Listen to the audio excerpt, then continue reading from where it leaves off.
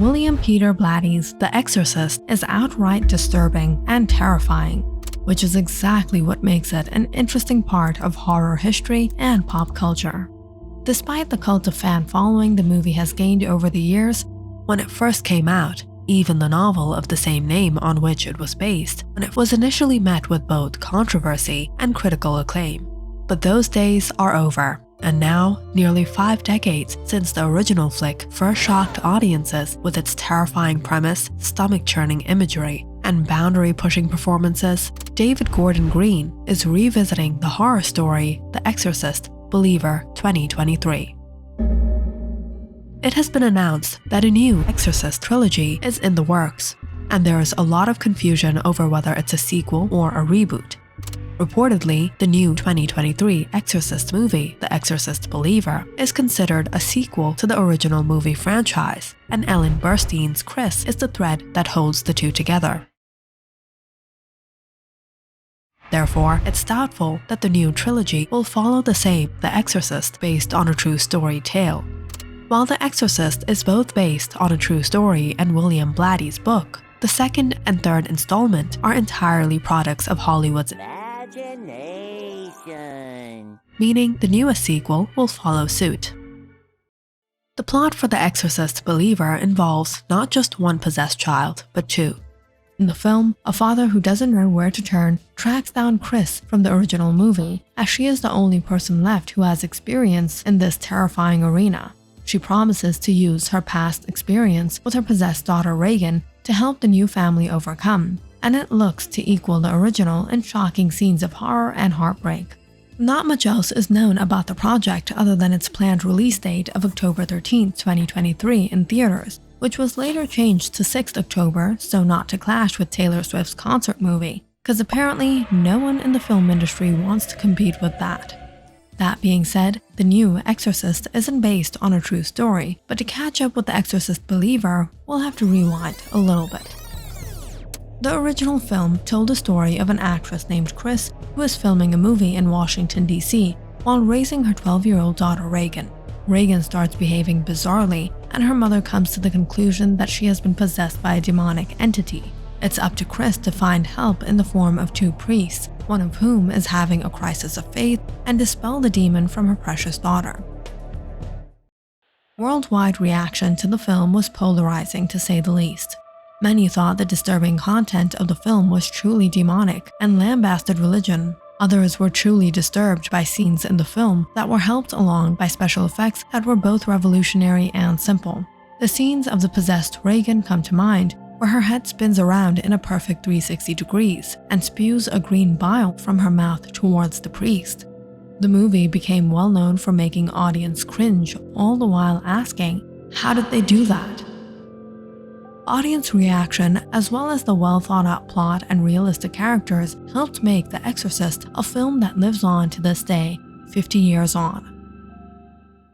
Since The Exorcist is based on a true story, it needed a director that could pay homage to the original tale while also creating something impactful. Filmmaker William Friedkin was certainly the man to take on The Exorcist's true story, and revealed exactly why he took it on in an interview with EWTN, a Catholic publication. When asked why he decided to turn Blatty's book into a movie, Friedkin admitted that Blatty himself had given him the book and chose him to make the feature film. Friedkin stated that Blatty was aware of his history as a documentary filmmaker and wanted the movie to be as realistic as possible. All that time, as well as today, the public knows very little about exorcism. Little to nothing. Everything that is known about it is sensationalized in the public, and certainly the film I made contributed to that. There is no question about it, because people regarded it as a horror film, but I made the film as a believer, Friedkin said.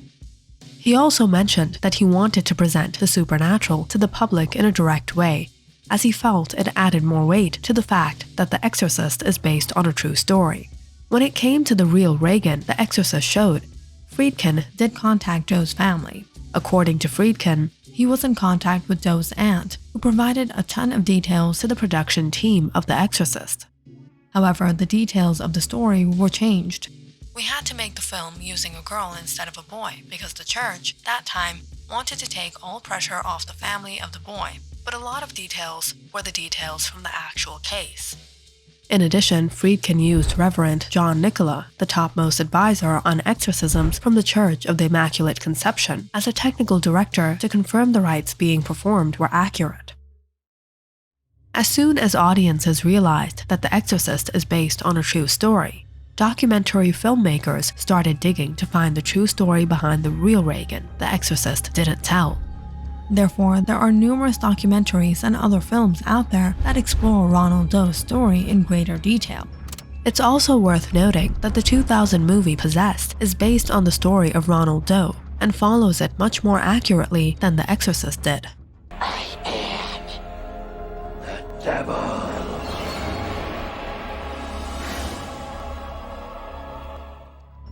The first documentary to come out about the case was the 1997 documentary In the Grip of Evil, which basically acts as a reconstruction of the case of Ronald Doe. Another documentary came out in 2010 called The Haunted Boy: The Secret Diary of the Exorcist.